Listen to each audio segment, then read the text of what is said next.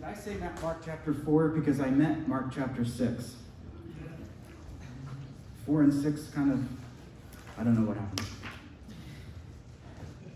The image up on the screen is a young woman sitting on a rooftop, and I actually don't know what city that is, but it doesn't matter. She is experiencing a time of reflection, a time of peace, but she's in the midst of the city. Oftentimes we think of having peace and recreation and restoration somewhere, many people view it, out in the country or on a lake, which is what we just did this past week, and it was a grand time. But don't you know that we can also experience peace in the midst of a crowd? We can have rest in the midst of a crowd. Sometimes we need to leave it, but sometimes we can just sit above it and reflect on what's going on. Sit with the Lord and pray, reflect on what's going on, and experience rest. So I want to tell you the story of Mark, the passages that we're looking at in Mark chapter 6. The first section, there's just a few verses that we're going to look at, 31 through 34. Let's read them. Then, because so many people were coming and going that they did not even have a chance to eat, he said to them, "Come with me by yourselves to a quiet place and get some rest." So they went away by themselves in a boat to a solitary place. But many who saw them leaving recognized them and ran on foot from all the towns and got there ahead of them. When Jesus landed and saw a large crowd, he had compassion on them because they were like sheep without a shepherd. So he began teaching them many things. Jesus is the answer man to a lot of people in his time, not in his hometown, but it seems like everywhere else. Not in the palaces and not in his hometown, but everywhere else in the highways and the byways. Jesus is the answer man for a lot of people. And oftentimes when we find a healthy answer man or healthy answer woman, a person who's walking in the Spirit, who has a lot to give, we latch on to that person. And people are latching on to Jesus as spiritual director. They're still in the moment of Jesus rock star. They're still in the moment of infatuation with Jesus. They're still in the moment of watching all of these things ensued and gaining they're transitioning their imaginations to be able to, stretching them to be able to include what is happening right in front of them. And so they might come to Jesus and ask him a question about the law. My great-grandpa says this about this verse in the Torah, but the synagogue leader just mentioned this on Sunday, and it especially affects me in my marriage because, Jesus, can you help me solve this problem? Or we have this custom, and should we do it to be holy, or is it unnecessary? Jesus, I feel caught and trapped between customs of my family versus my spouse's family, or the place I live. What does the scripture have to say on this? How can you help me, right? What's right? What's wrong? I imagine that Jesus had a lot of people who viewed him as their special friend. Not just a friend, but you see someone who's the answer person, and it's natural to say, I want to be a special friend to that person. And so Jesus is everywhere he's going, the momentum is gaining, right? In the book of Mark and in Jesus' life, after he goes into public ministry, right, for 3 years or part of 3 years, after he goes into public ministry, where he's preaching and teaching everywhere, the crowds grow, the energy grows, the excitement grows. Remember, this is we looked at the text where Jesus is in the boat and he's so exhausted for whatever reason.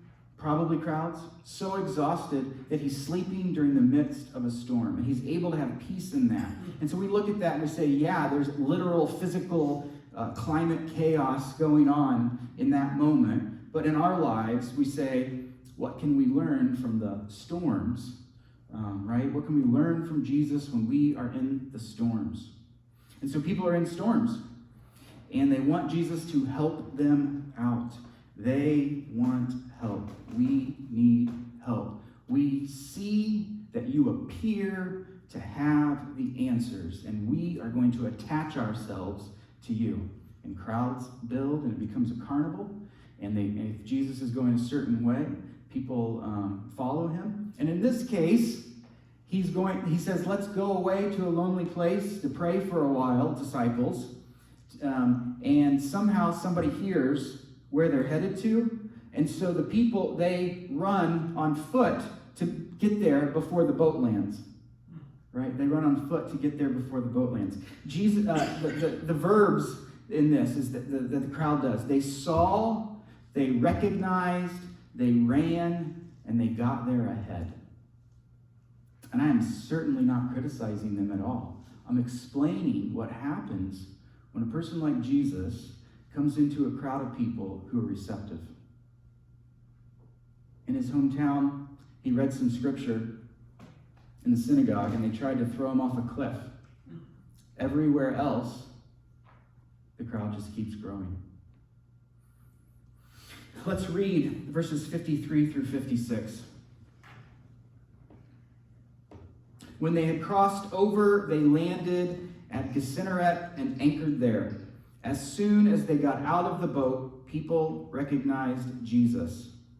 Again, they ran throughout that whole region and carried the sick on mats to wherever they heard he was. And whenever he went to villages, towns, or the countryside, they placed the sick in the marketplaces. They begged him to let them touch even the edge of his cloak, and all who touched him were healed.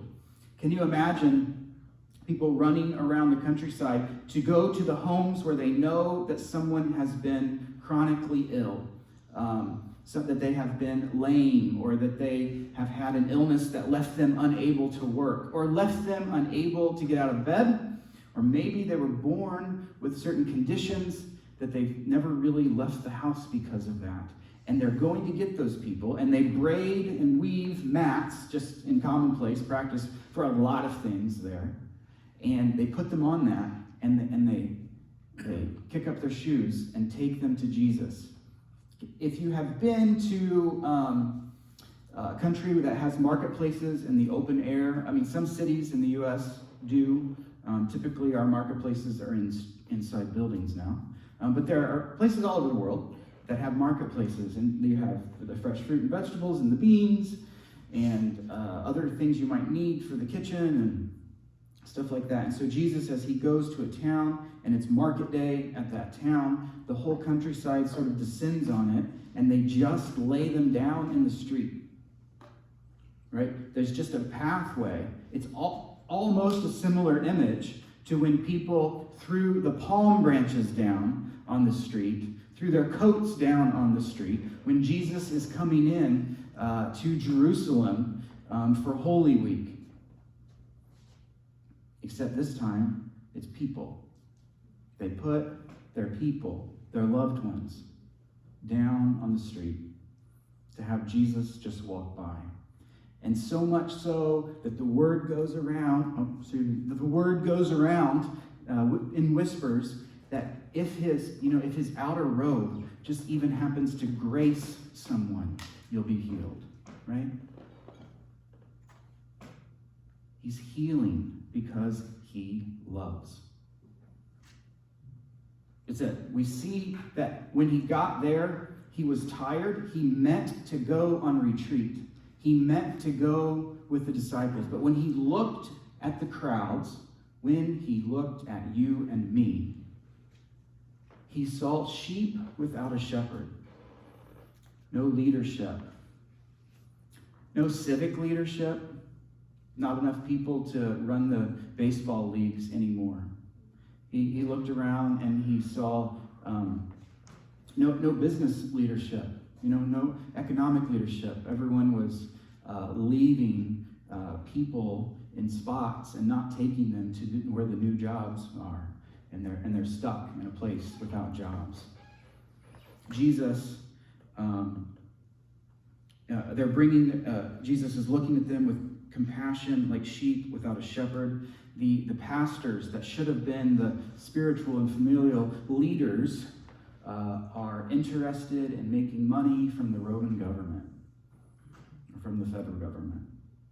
The healthcare leaders are interested in getting grants from the federal government, more so than they are at looking at the needs of the people around and servicing with those doctors. Jesus is looking at places like that, and he says those people are like sheep without a shepherd.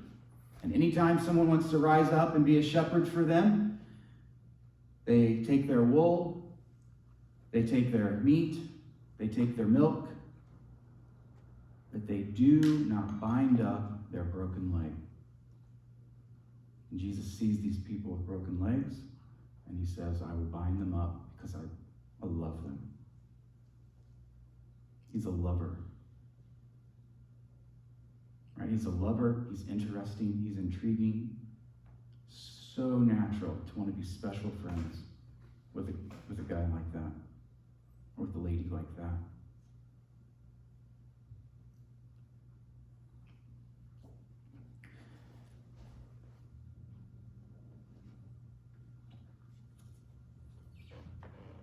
There are many times in the Bible where Jesus goes into a lonely place. Now, it's not like loneliness that we might experience, right? It's a desolate place. It's a wilderness place. The woman in the previous image, she is experiencing a desert place, a wilderness place, but she's experiencing it right down in the middle of the city. Oftentimes, Jesus will go to lonely places, deserted places to pray. And in this situation, he is seeking rest, but he forgoes that. He has rest at other times. He forgoes that in order to heal you. And so if I'm thinking about things that I want you to take home from Sunday morning, the first one is that rest isn't completely about work or play, although those are the most common categories we use. Rest is about finding ways to be settled in the soul. It's a discipline and it's a training. Now, when I say that, like work and play, or we often think that I'm working, so that is effort and labor, and then I play or sleep or see family or have recreational things that I do, clubs that I meet with, on non-work hours. And while it is true that for many of us, those two categories are what we use, the stuff that Jesus is doing because he's so overwhelmed is a type of soul rest. And so you could be working or not working, playing or not playing, either one of those things. You could be employed, you could be fired, any of those things, and still find yourself needing soul rest. Right? You could be a stay-at-home taking care of your family, and you need soul rest. Kids are that's the most difficult job in the world. There's no more difficult job than raising children. I mean, that's been my experience. And I kept the kids for 2 years. When they were little. And I'm so glad it was only 2 years. Yeah. It's hard. So I encourage work. I'm not trying to say don't get out of work or whatever, but it's just not what we're aiming at today. Rest is soul rest. And the reason that we sometimes avoid going to the place where we have to be lonely and alone by ourselves with the Lord is because at that moment where we finally surrender to rest, oh, by the way, which is the word shalom, which also is associated with Sabbath, built right into the order of creation. At that moment where you finally give over to whatever it is that you've not been thinking or feeling, you have to admit that you are not in control. You're not in control of your children's lives. You're not in control of your parents' lives. You're not in control of your work. I mean, we have influence, right? And we can make good choices, and we are empowered to make decisions that are best for us. Right? Those are all true. But there's that thing deep down that thinks that I can fix that person. Right? I can control the circumstances so bad things won't happen. If this person would just do this, or if I could just get this, and if I could, manipulate circumstances in order to produce this, then I would be smooth sailing. But the fact is, there is no smooth sailing. I mean, there might be for periods of time, and you know what? Ride those waves. If you are in a spot where things are easy and comfortable, ride that, because it's not going to last. Enjoy that. Just know that it's not going to last. There are storms that will come up. And the lessons that we learn and the people that we become by learning how to rest will inform us to be overcomers and survivors in the storm.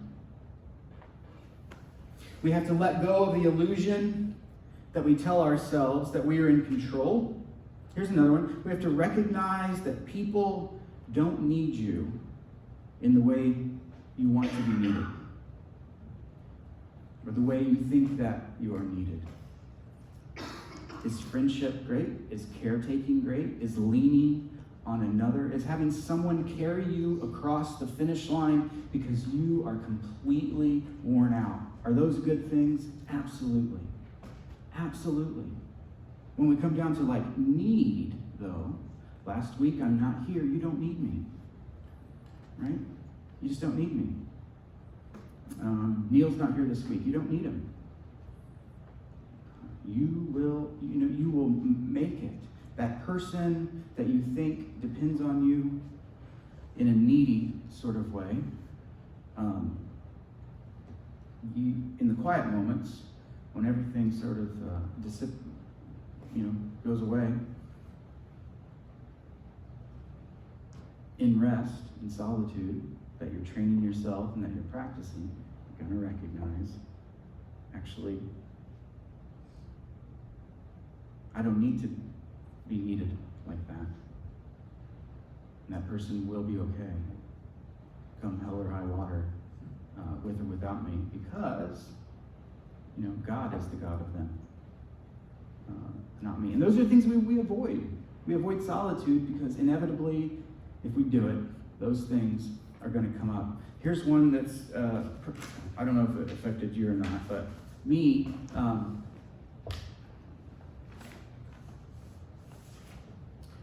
your body, my body has limits. I have all kinds of injuries, but because I didn't recognize that when I started, I'm not old. I mean, I don't know if you think I'm old or not, but I'm 42. But I have all kinds of injuries because I did not do the rest that then informs you are headed towards the halfway point of your life. I got some nerve damage from falling in Red River Gorge. I have a split kneecap from falling at Camelback Mountain in Arizona. I have a neck injury in the thoracic region here because I was driving too fast.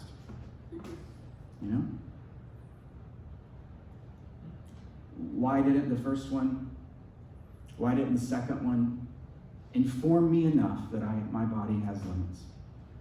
But I'll tell you the third one, it has worked. I'm pretty aware of my limits now, my physical limitations. And when we get into solitude, those messages just come from creation. They just come from the Lord. And sometimes we don't want to hear it. I don't know why I didn't want to hear it. But I don't want to get old, probably. That's. When we go to solitude, we recognize that if I want to be spiritually healthy in my relationship with God, I have to also be emotionally healthy in my relationships with others. In my relationship with my job, I have to be emotionally healthy. In my relationship with myself, I need to be emotionally healthy. And those messages come. And we have to practice to learn to attach appropriately and learn to detach appropriately. If we never go to that place and reflect on tiredness or on what I feel, then we eventually will run out of steam, and then those crisis points, they will be the last stop to try to inform us of a new way of living, of a new perspective, of a new imagination. We blow through stop sign after stop sign after stop sign. But you can recognize those things if you go to rest, if you go to solitude, if you go to the lonely place to pray for a while, to be completely transparent, to say the things that need to be said out loud to yourself and to God.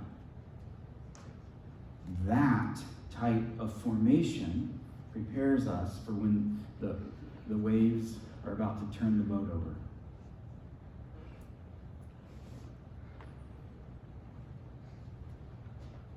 I want to look at one image.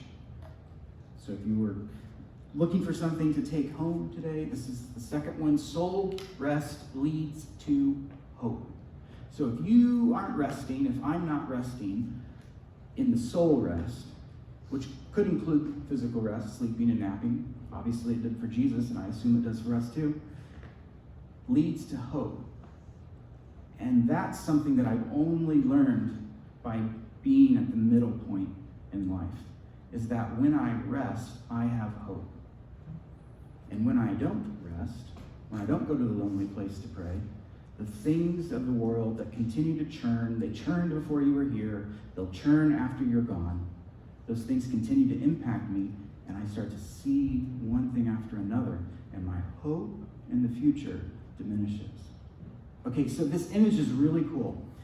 It's something from the Psalms, Psalm 131. So the Psalms are right in the middle of the book, of the Bible. Would you turn to Psalm 131 with me?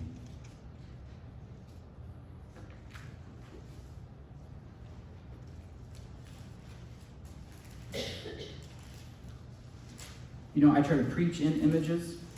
The Bible is full of images. Hebrew thought is more concerned with images. And this one, I carry with me. Psalm 131. My heart is not proud, O Lord. My eyes are not haughty or lofty. I do not concern myself with great matters or things too wonderful for me. Okay, stop right there. He's saying that I could get in everybody else's business. David could say, I can get in everyone else's business to try to attach to that emotional energy, whether it's positive or negative. Or I could try to fix all of these things that are wrong. Or I could I could start declining mentally, emotionally, spiritually, physically because of, let's say, world poverty.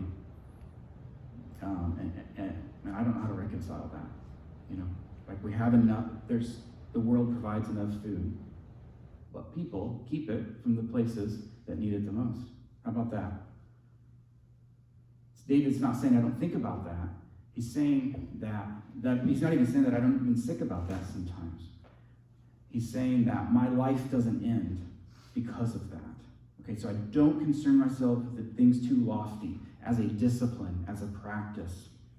And again, David is philosophical and wisdom-based, and poetic. So he does concern himself with big things sometimes. Verse 2, and here it is. But I have stilled and quieted my soul, like a weaned child with its mother. Like a weaned child with its mother. Like a weaned child is my soul within me. O congregation, put your hope in the Lord, both now and forevermore. The image is that David is teaching the congregation to sing that I actually have agency in quieting my soul. I'm the one who can make it. I can quiet my own soul. I can speak to my own self and tell it to quiet down, to rest, to go to the lonely place, to tell the truth, to be transparent, to fall asleep, relying that the Lord will figure out the mess, which is essentially saying faith and belief because he will do what he said he will do. And then that image is one of, well, you know, if you have a baby and you are breastfeeding this baby, there's a certain point in time that's different for all families, different for different cultures, that baby is weaned off of breastfeeding. But you know, when a baby is hungry, they may start to cry, they might start to smack their lips or suck on their lips. And what they are doing, is it still called this? When I had the class at the hospital for parenting, they called it rooting. They were rooting around. Is it still called that? Okay. Anybody? Yeah. They were rooting around for dinner, for lunch, for breakfast, for milk. And if the worst to make the baby, at least my children, to make them even more upset, give them to mom.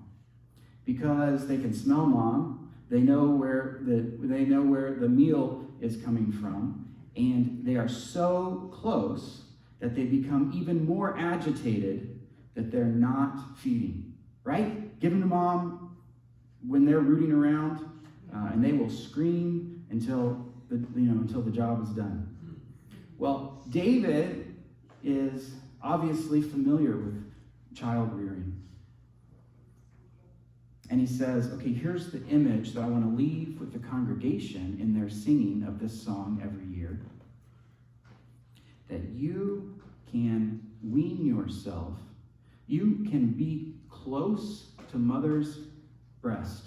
You can be close to the milk. You can be close to the heart, to the smell, to the sounds, to the place of comfort. You can be close to that and not throw a fit.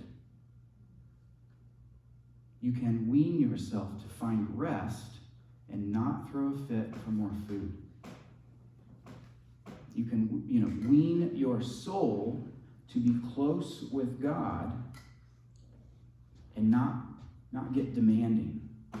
I've calmed and quieted my soul like a weaned child who now falls asleep when you give to mom. When you used to give the hungry child to mom, and he or she started screaming more. And now we give our hungry child to mom, and the child is patient. And do you know why the child is patient? Because it has learned to trust mom. It has learned that, yes, mom will feed me. Yes, mom will provide a meal. Yes, mom will comfort me. Yes, mom will take care of me. This is the image that David uses for relating to the Lord when we talk about soul rest. Train yourself to become like a weaned child that can wait patiently because you know that the Lord is trustworthy to work it out. That's hard, isn't it? Because some things take so long, right? We run around and try to make it happen faster. We try to become this faster, or help this situation faster, or fix this faster. Faster, bigger, stronger. And the idea of soul rest is to be at peace until we receive what the Lord is going to give from his very own hand. Just wait. Which is also my experience with my own kids. And the last thing that I want to leave, for us to leave with as we think, okay, I've been to church, What did I do? What did I feel? What did I think? What did I learn? And we've talked about Babylon quite a few times this past summer and spring, about the reclaiming the biblical idea and language of Babylon, that empires, no matter where you find them, no matter what time in world history that you find them, they try to become God to people. And we call that Babylon. They end up using. They end up grinding. They end up chewing and spitting people out for the sake of progress, or for the sake of the economy, or for the sake, whatever the goal happens to be at the time. So the Babylon is the place that we have to live until God's kingdom in our hearts is realized in the real physical and spiritual world, and psychological world, and social world, and economic world. Until God's kingdom is realized in those things, we are living in Babylon. We trade our own agency and expect Babylon to take care of us. And the Lord invites us, come out to a lonely place so I can show you something different, so that you don't get chewed up by the empire. Soul and body rest is a form of justice. Did you know that there are some people, of course you know, that are forced to work? I was just reading an article about some people who are starting to organize because they've worked for 5 months straight, 12 hours a day, 7 days a week. That's what the empire will do, right? Do you think Jesus treats people that way? No. No. Do you think that Jesus looks at the contracts that are cut in steel and says, we are going to spend people's bodies on these machines or on these activities so that we can meet that deadline, which means we all get a bonus? Does Jesus do that sort of thing? He does not. Babylon is concerned with movement, with your action, with activity, that you must have constant concern, and you must be constantly available to take the call, to stand up and go do what Babylon is going to ask you to do. And the titans of the world have set up systems to keep people giving more and more labor. And now in our own little short history that we've been walking on this planet, more than one person in a household now has to work in order to make ends meet. You can't just send one person out of the home to provide for everybody anymore. You got to send the best 2 adults from the home to go provide for the home and anything that you might be building with your family. Algorithms track your productivity, and the land and resources are just viewed by Babylon and how they can be used. The empires don't appreciate a wetlands, right? They appreciate the oil underneath the wetland. They'll destroy right? Because it's good for everybody. That's the messaging that a Babylon gives. Or in my world, and for many of you, some of you, and I'll tell you that you might be thinking I'm talking to younger folks, but actually I know a lot of older folks this same way. Like social media, Facebook, Instagram, TikTok, it keeps you coming back, right? You're almost not free anymore to leave it alone. It keeps you coming back with notifications, new viral posts, something new is happening that you need to see in order to keep up with what's going on in the world. And then you will be permitted to provide and endlessly share yourself with the social media world and not share yourself with the person sitting next to you. Plus, when you put yourself out there, now you've got to compulsively check and see what people respond, how they respond, what they say, and how many people respond, right? It also activates for those of us that are prone to addiction, it also activates that same area of the brain to keep you coming back, that like a buzz or a high does. So you are being disciplined and you are being trained by social media to act in this way. And guess what? You don't even get paid. Right? You don't even get paid. You're on social media and there's no money coming to you for the vast majority of people. And so now you have become a service to the money collectors who have just invited you to become a commodity or a thing that's used for collateral or for sale. Your brain, your body, your soul is being trained for producing. When Jesus invites the disciples to go pray in a lonely place, is he training them for more production? Is he training them for more output? No, he's inviting them to become who they are. More of who they are. Better of who they are. Neater of who they are. He's inviting them to bear the image of God, which is an amazing thing. He's inviting them to healthiness, which teaches them to say no to more production, to more productivity. Teaches them to say no when the empire, when Egypt and Babylon asked for more. And so you might say, am I being too simplistic? Right? I'm not someone who is anti-technology. Let's just make sure I'm on social media. But I'm not anti-technology. We don't need to return to 1850. I don't believe that, right? In order to be spiritually healthy, we don't. There is no nostalgic time in the past where everything was better. That stuff doesn't exist. That's sort of another lie, but we'll talk about that another time. For some of you, would it be the best thing to delete an account for a while? Some of you at home, would it be the best thing for you to delete a couple accounts for a while and see what life is like when you are not being trained to be addicted? Yes. Yes, it would. It would be a good idea. Do something bold like that. Take a risk like that. Take a risk on missing something.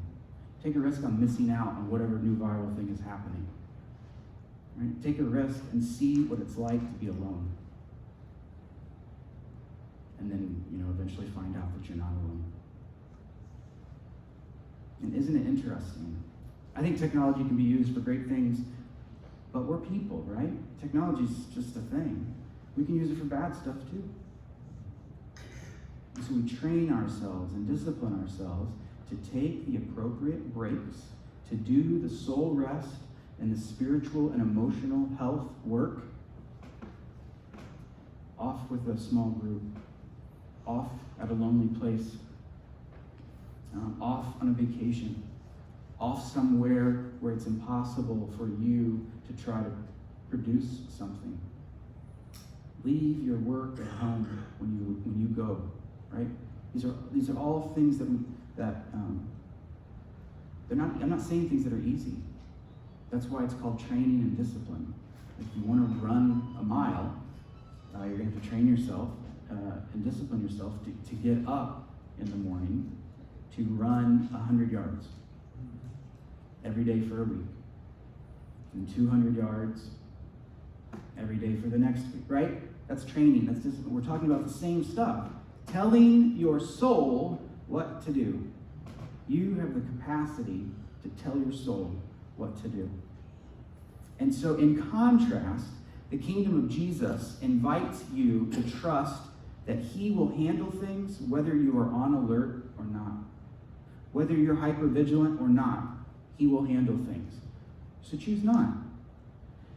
You are not your work. In the kingdom that is coming, in the kingdom that is now and not yet, you are not your work. Your value is not based on productivity. Your family will not fall apart if you take naps. Living your best life online is not a sign of success.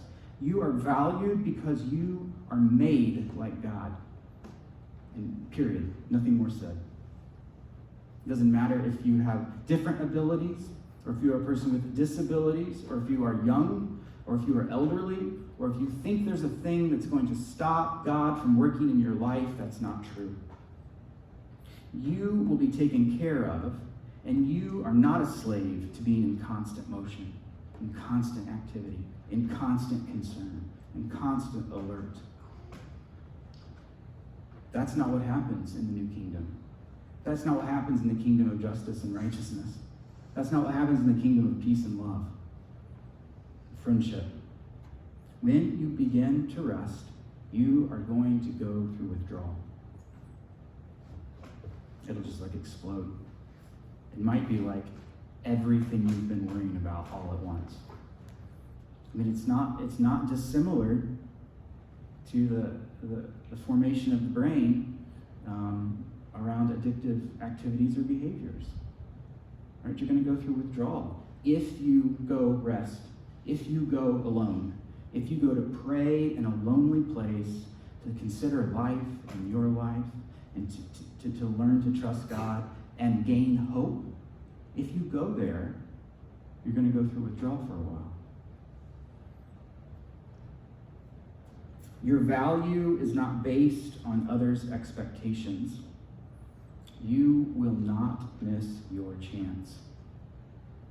You can get the good things of life by waiting. In the kingdom, you just wait for the hand of God to feed you. In the kingdom, the trees, they just produce fruit, and you just pick it. No pruning, no labor, no weeds. Just walk by, pick it and eat. Rest is built into creation. You can find a lonely place anywhere you are. Ultimately, go to that lonely place, that deserted place in your heart for restoration, because God wants to be with you. God has personhood. God is not a force. God has personhood, and that person actually wants to spend time with the thing it made. So there's my message on rest. Having come off a hot weekend at the lake. Can I say something? Yeah, Roy. It's funny we're talking about this because, as most of you know, I've been clean for almost 3 years. Yeah. And everybody goes, how do you do it? Well, that's very easy to me. I got what I do on a weekly basis. I do my godly walk, what I call my godly walk. Mm-hmm. I take a 3-hour trip around town. Mm-hmm. Just to let you guys know, God loves oil blizzards, by the way. But, you know, I go down, if something's really bothering me, I walk from Mission to the river, sit down by the dam, and that's my thinking spot. I call it my thinking spot. Mm-hmm. And that does wonders. If you're right, you know. You're right, it does are wonders. right. Yeah. That has kept me clean and sober for 3 years. Yeah. If I haven't done it, I don't know. But people come up, how have you been sober for 3 years? Yeah. Take time out for yourself. Yeah. Yeah. So it does work. What I hear Roy saying, and what I want to just repeat for the folks at home, is that Roy has been sober for 3 years, and people ask him how do you, especially folks that have been only sober for a month, they ask Roy, how do you do that? And Roy just described the process where he takes 3-hour walks around the city, where he sits by the river at one of the spillways, and he's being alone, and he's actually finding out who Roy is. Sundays, the Sabbath is great and all, but I find a little peace in doing that. Yeah. He has a regimented schedule that he keeps. He's working his program. Like I said, I love Sundays. I love the rest. Even there, I'm still doing laundry. I'm cleaning up. My day of Sabbath is not a Sabbath. My Sabbath is the time I have with the Lord. Yeah. That is my Sabbath. Yeah. Yeah. Thank you. Thank you for sharing that. I appreciate that, and we all do. Yeah. Can you take us out?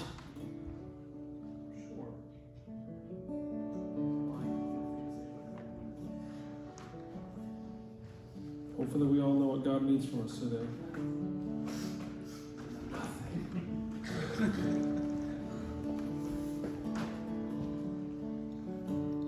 Just as